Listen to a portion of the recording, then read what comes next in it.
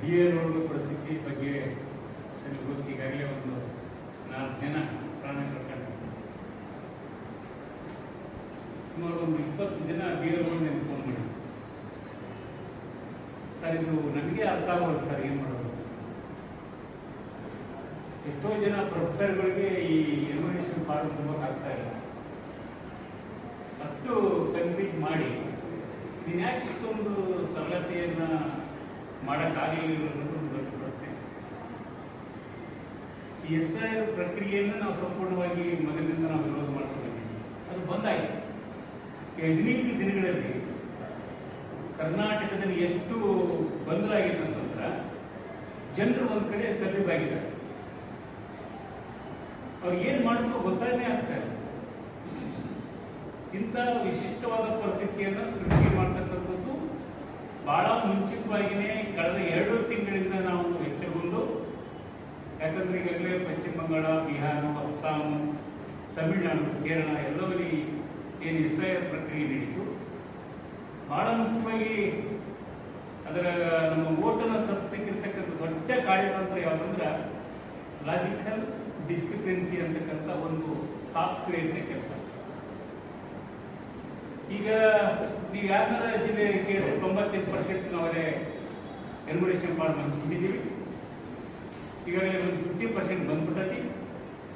ಇದು ನಾವು 100% ಮಾಡೇ ಮಾಡ್ತೀವಿ ಅಂತಕ್ಕಂಥ ಮಾತನ್ನ ಎಲ್ಲ ಜಿಲ್ಲಾ ಕೇಂದ್ರಗಳಿಂದ ಇವತ್ತು ಮಾಹಿತಿ ಬರ್ತಾ ಇದೆ. ಆಯ್ತು, ಒಂದು ಕಡೆ ಎನ್ಯುಮರೇಷನ್ ಫಾರ್ಮ್ ಕೊಡ್ತಕ್ಕಂಥದ್ದು, ತುಂಬತಕ್ಕಂಥದ್ದು, ವಾಪಸ್ ಬರ್ತಕ್ಕಂಥ ಪ್ರಕ್ರಿಯೆ ಆಗುತ್ತೆ. ಆದ್ರೆ ಈ ಪ್ರಕ್ರಿಯೆ ಒಳಗೆ ಎಷ್ಟು ಬಂದಾಗಿದೆ ಅನ್ನೋದು ನಿಮ್ಗೆ ಗೊತ್ತು. ಅವ್ರು ಹೇಳ್ತಾರೆ BLOಗಳು ತುಂಬಾರ್ದು ಅಂತ ಒಬ್ರು ಹೇಳ್ತಾರೆ, ಅವ್ರು BLO ತುಂಬೋದು ಅಂತ ಒಬ್ರು ಹೇಳ್ತಾರೆ, ಸಹಾಯಕ ಒಬ್ರು ಹೇಳ್ತಾರೆ. BLO 2 52,000 ಬೂತದು, 54,000 ಕಾಂಗ್ರೆಸ್ BLO 2 ರಚನೆ ಮಾಡಿದ್ದಾರೆ. ಅದೇ ರೀತಿ ಸುಮಾರು ಒಂದು 18-20,000 BJP ಅವರು ಮಾಡಬೇಕಾಗಿದೆ. ಬರೀ 700 ಜನರನ್ನ JDS BLO 2 ಮಾಡಿದ್ದಾರೆ. ಇದು ಕರ್ನಾಟಕ ಸ್ಥಿತಿ. BLO 2ಗಳ ಜವಾಬ್ದಾರಿ ಏನು? ಅವರು ಒಂದು ರಾಜಕೀಯ ಪಕ್ಷಗಳ ಏಜೆಂಟ್ ಆಗಿ ಕೆಲಸ ಮಾಡತಕ್ಕಂಥ ಅವಶ್ಯಕತೆ ಇದೆ. ಹಂಗಾಗಿ ಕರ್ನಾಟಕದ ಸಮಗ್ರ ಮತದಾರರ ರಕ್ಷಣೆಯ ಕೆಲಸ ಒಂದು ಭಾಗವಾಗಿ ಅವರೆಲ್ಲರೂ ಮಾಡತಕ್ಕಂಥ ಪ್ರಕ್ರಿಯೆ. 10 ಜನ ಸೇರಿ ಒಂದು ಫಾರಂ ದೊಡ್ಡ ಕಳ್ಕಣದ ಏನೈತಿ, ಗುಂಪು ಸೇರಿ ಅದು ಮಠದಗಾರ ಮಾಡ್ಕೊಳ್ಳಿ, ಮಸೀದಿಗಾರ ಮಾಡ್ಕೊಳ್ಳಿ, ಅಥವಾ ಮನೆಯಾರ ಮಾಡ್ಕೊಳ್ಳಿ, ಗುಡಿಯಾರ, ಅದರಿಂದ ಆಗ್ತಕ್ಕಂಥ ಅನಾಹುತ ಅದ್ರ ಏನೈತಿ. ಎನ್ಯುಮರೇಷನ್ ಫಾರ್ಮ್ನಾಗ ತುಂಬಿ ರಾಂಗ್ ತುಂಬ ಬರ್ತಾ ಕನಿಷ್ಠ ಜ್ಞಾನದಿಂದ ಅವನ್ನೇ ಎಳೆದಾಡಿ ಮಾತಾಡ್ತಕ್ಕಂಥ ಒಂದು ರಾಜಕಾರಣ ಕೂಡ ಅತ್ಯಂತ ಕೆಳಹಂತದ ರಾಜಕಾರಣ ಮಾಡ್ತಾ ಇದೆ. ಇದು ಅದಕ್ಕೆ ಇಡೀ ಕರ್ನಾಟಕಕ್ಕೆ ದೊಡ್ಡ ಸವಾಲು. ಎಷ್ಟೋ ಜನ ನನ್ನ ಮಾಧ್ಯಮ ಮಿತ್ರರು ಕೂಡ ನನಗೆ ಹೇಳಿದ್ರು, ಸರ್ ಈ ಫಾರಂ ನನಗೆ ಗೊತ್ತಾಗಲ್ಲ ಸರ್, ನನಗೆ SIR ಸುಮಾರು 3-4 ತಿಂಗಳಿಂದ ಅಡ್ಡಾಡ್ತಿದ್ದೀರಿ, ನನಗೆ ಸ್ವಲ್ಪ ಗೈಡ್ ಮಾಡಿ ಅಂತ ನನ್ನ ಹತ್ರ ಬಂದಿದ್ರು. ನನಗೆ ಅರ್ಥ ಮಾಡ್ಕೇಳ್ರಿ ಎಷ್ಟು ಈ ಥರದ ಕ್ಲಿಷ್ಟಕರ ಪರಿಸ್ಥಿತಿ ನಿರ್ಮಾಣ ಮಾಡಿದ್ದಾರೆ.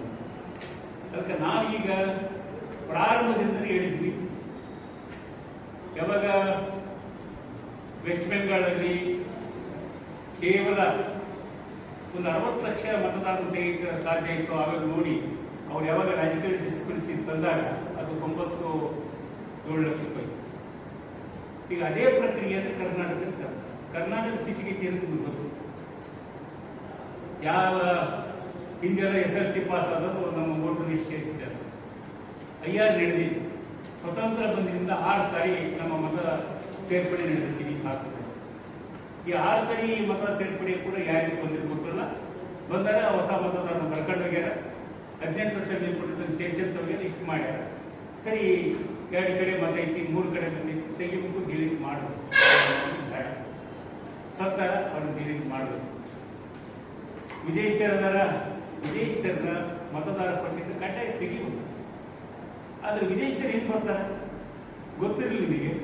ಇವತ್ತು 167 ದೇಶದಲ್ಲಿ ಭಾರತೀಯರಲ್ಲಿ ನಾವು ಕೂಡ NRI ಬದುಕ್ತಾ ಇದ್ದೀವಿ. ಎಷ್ಟೋ ದೇಶಗಳಲ್ಲಿ ನಾವು ನಮ್ಮ ಕರ್ನಾಟಕದವರ, ಭಾರತದವರು, ಅದರಲ್ಲಿ ವಿದೇಶಿಯರು ಕೂಡ ನಮ್ಮ ದೇಶದಲ್ಲಿ ಇರ್ಬೋದು.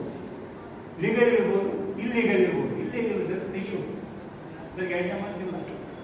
ಆದ್ರೆ ಅದಕ್ಕೆ ಸೆಂಟ್ರಲ್ ಪೊಲೀಸ್ ಇಂಟೆಲಿಜೆನ್ಸಿಗೆ ಸಪರೇಟ್ ಫೋರ್ಸ್ ಇದೆ. ಆ ಕೆಲಸ ಅಲ್ಲಿ ಮಾಡಬೇಕು. ಮತದಾರರನ್ನ ಸುಲಭವಾಗಿ ಪರಿಷ್ಕರಿಸುವಂತ ಮತ್ತೆ ನಿಜವಾಗಿ ಇರತಕ್ಕಂಥದ್ದು ತೆಗಿಬೇಕಾದಂತ ಒಂದು ಸಂಯಮವನ್ನು ತೋರಿಸಿ ಅದಕ್ಕೆ ಒಂದು ಪದ್ಧತಿಗಳನ್ನು ರೂಪಿಸಬೇಕಾಗಿತ್ತು. ಆದ ಉದ್ದೇಶಪೂರ್ವಕವಾಗಿ ಇದನ್ನು ಮಾಡಿಲ್ಲ. ಅದಕ್ಕಾಗಿಯೇ ಮಾಜಿ ಚುನಾವಣೆಯ ಅಧಿಕಾರಿಗಳು 3-4 ಜನ ಈಗಾಗಲೇ ಹೇಳಿದರೆ ಇದು ಪ್ರಕ್ರಿಯೆ ಭಾರತ ದೇಶದ ನೈಜ ಮತದಾರರಿಗೆ ಕಷ್ಟ ಕೊಡುವ ಕೆಲಸ ಅಂತ ಅವರು ಸ್ಪಷ್ಟಪಡಿಸಿದ್ದಾರೆ. ಇವತ್ತು ಪ್ರಜಾವಾಣಿ ಕೂಡ ನೋಡ್ಬೋದು, ಒಬ್ಬ ಮುಖ್ಯ ಚುನಾವಣಾಧಿಕಾರಿ ಹೇಳಿದ್ದಾರೆ ಈ ತರ ವಿಚಾರಗಳು ಬಂದವು. ಈಗ ನಾವೇನ್ ಮಾಡಿದ್ವಿ, ಕರ್ನಾಟಕದಲ್ಲಿ ನೀವು ವೆಸ್ಟ್ ಬೆಂಗಾಲ್ಗೆ ಮಾಡಿರ್ಬೋದು, ಬಿಹಾರದಲ್ಲಿ ಆಗಿರ್ಬೋದು, ಉತ್ತರ ಭಾರತದಲ್ಲಿ ಆಗಿರ್ಬೋದು. ನಾವು ಬಹಳ ಮುಂಚಿತವಾಗಿ ಹೇಳಿದ್ವಿ, ಯಾವುದೇ ರಾಜಕೀಯ ಪಕ್ಷಗಳು ವೆಸ್ಟ್ ಬೆಂಗಾಲಲ್ಲಿ ಚುನಾವಣೆ ಕಂಟೆಸ್ಟ್ ಮಾಡಬೇಡ್ರಿ,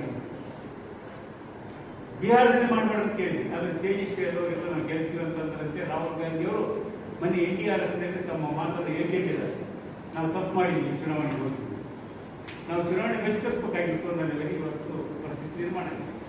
ಕಷ್ಟ ಏನಾಗೈತಿ, 5.5 ಕೋಟಿ ಜನರನ್ನ ಇವತ್ತು ಅವ್ರು ಏನಂತ ಹೇಳಲಾರ್ದಂಗ ಗುಪ್ತಾಗಿಟ್ಟಿದ್ದಾರೆ.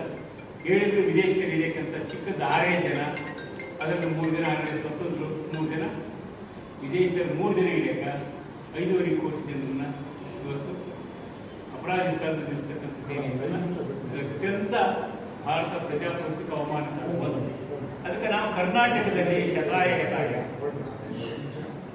ಒಂದು ನೈಜ ಮತವನ್ನು ಕೂಡ ಕಡಿಬಾರದು ಅಂತ ತೀರ್ಮಾನ ಮಾಡಿ ನಾವು ಏನ್ ಮಾಡಿದ್ವಿ, ನಾಗರಿಕ ಮತ ಕಾವಲು ಸಮಿತಿ ರಚನೆ ಮಾಡಿದ್ವಿ. ಈ ಸಮಿತಿ ಬಹಳ ಮುಖ್ಯ ಉದ್ದೇಶ, ಕರ್ನಾಟಕ ಸರ್ಕಾರ ಇಲ್ಲಿಯ ಕರ್ನಾಟಕದ ಸಮಗ್ರ ಮತದಾನ ಉಳಿಸ್ತಕ್ಕಂಥ ಕೆಲಸ. ಕಾಂಗ್ರೆಸ್ ಸರ್ಕಾರನ ಕಾರಣಕ್ಕಲ್ಲ, ಅದು ರಾಜ್ಯ ಸರ್ಕಾರ ಯಾವುದೇ ಇರಲಿ, ಈ ರಾಜ್ಯದ ನೈಜ ಮತದಾರರನ್ನು ರಕ್ಷಣೆ ಮಾಡಲಿಕ್ಕೆ ಬೇಕಾದಂತ ಕ್ರಮ ತಗಬೇಕು ಅಂತಕ್ಕಂಥ ಒತ್ತಾಯವನ್ನು ನಾವು ಮಾಡ್ತೇನೆ ಬಂದಿವಿ. ಬಹಳ ಮುಖ್ಯವಾಗಿ 4 ವಿಚಾರಗಳನ್ನ ಕರ್ನಾಟಕ ಸರ್ಕಾರ ಕೇಳ್ತಾ ಬಂದಿದೆ. ಒಂದು, 2 ಟೆಸ್ಟ್ ಮಾಡಬೇಕು. 2ನೇದು ವಾಸ ದೃಢೀಕರಣ ಪತ್ರವನ್ನ ಕೊಡಬೇಕು. 3ನೇದು ಚೆಕ್ ಲಿಸ್ಟ್ ರೆಡಿ ಆಗಬೇಕು. ನಮ್ಮ ನೈಜ ಮತದಾರರು ಯಾರು ಕರ್ನಾಟಕದ ಚುನಾವಣೆ ಕಮಿಷನರಿಗೆ ಗೊತ್ತಿರಬೇಕು. ಈಗ ಇವ್ರು ಏನಾದ್ರೂ ಡಿಲೀಟ್ ಮಾಡಿದ್ರೆ ಯಾರು ಡಿಲೀಟ್ ಮಾಡಿದ್ರು ಏನಿಲ್ಲ ಅಂತ ನಮ್ಮ ಹತ್ರ ಇನ್ನೊಂದು ಕಾಪಿ ಇರಬೇಕು. ಅದಕ್ಕಾಗಿ ಏನ್ ಮಾಡಬೇಕಾಗಿತ್ತು, ಕರ್ನಾಟಕದ ಚುನಾವಣೆ ಆಯೋಗ ಸರ್ವ ಸ್ವತಂತ್ರ, ಕೇಂದ್ರ ಚುನಾವಣೆ ಆಯೋಗಕ್ಕೆ ಅದ್ರ ಕೆಲಸ. ಅದು ಕರ್ನಾಟಕದಲ್ಲಿ ಈಗಾಗಲೇ ಮುಂದಿನ ಸ್ಥಳೀಯ ಚುನಾವಣೆ ಬರ್ತವೆ. ಆ ಸ್ಥಳೀಯ ಚುನಾವಣೆಗೆ ಮತದಾರನ ಒರಿಜಿನಲ್ ಪಟ್ಟಿಯನ್ನು ಮಾಡಿ ಚೆಕ್ ಲಿಸ್ಟ್ ಅನ್ನು ರೆಡಿ ಮಾಡ್ಕೋಬೇಕು.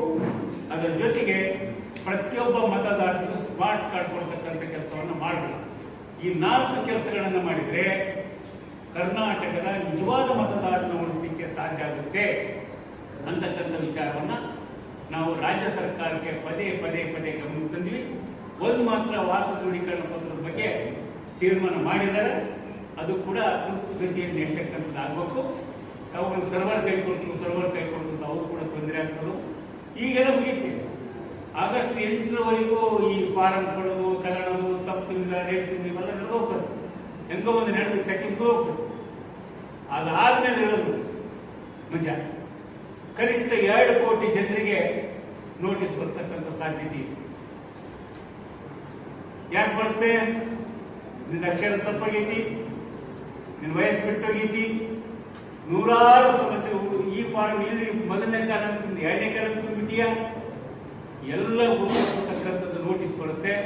ಆಗ ಇಡೀ ಕರ್ನಾಟಕದಲ್ಲಿ ಒಂದು ಅರಾಜಕರ ಪರಿಸ್ಥಿತಿ ನಿರ್ಮಾಣ ಆಗ್ತದೆ. ಆವಾಗ ಬಹಳ ಸಂಕಟವನ್ನು ಅನುಭವಿಸ್ತಾರೆ ಜನಸಾಮಾನ್ಯ.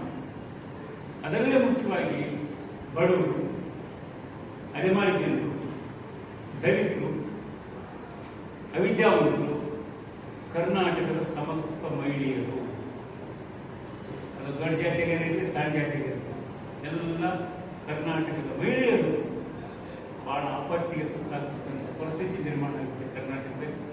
ಹಂಗಾಗಿ ಈ ರಕ್ಷಣೆ ಮಾಡಿಕೊಳ್ಳಕ್ಕಾಗಿ ನಾಗರಿಕ ಮತ ಕಾವಲು ಸಮಿತಿ ರಚನೆ ಮಾಡಿದ್ದೀವಿ.